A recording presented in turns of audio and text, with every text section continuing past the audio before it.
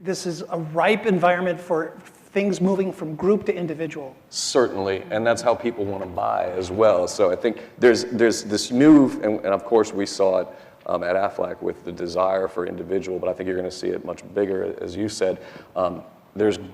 We have to address the changing population. We have to address the changing needs of the workforce and employers.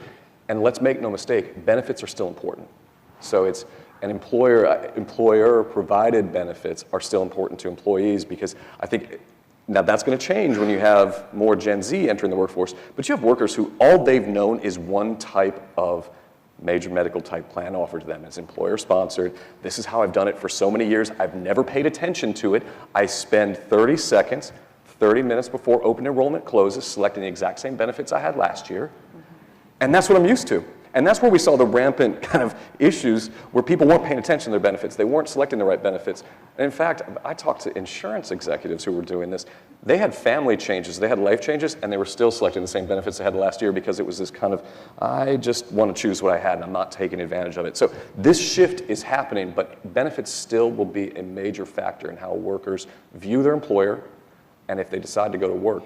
And I'll use one stat, it's today's stat, but I think this is interesting to look at. You have 60% of the workforce who said, I will take a job with lower pay, but the idea of better benefits. So they may not even be better benefits, but it's how companies market their benefits programs. It's how companies help employees make the best decisions for their families. That will be the big difference maker. And there was a study years ago that showed companies that had more mediocre benefits packages but marketed them extremely well actually had higher employee satisfaction with benefits than the companies that had the best plans but just didn't market them at all. So that's going to be a huge factor as we move ahead. But I want to make sure everybody understands that even with all these changing demographics, actually I think the scrutiny is on for the types of insurance that's offered and what people have options to choose and what they choose for, especially as they pay more and they have more control. So we've got to get better with this, and we've got to make sure we're offering the great, as employers, offering great benefits that mean something to their employees,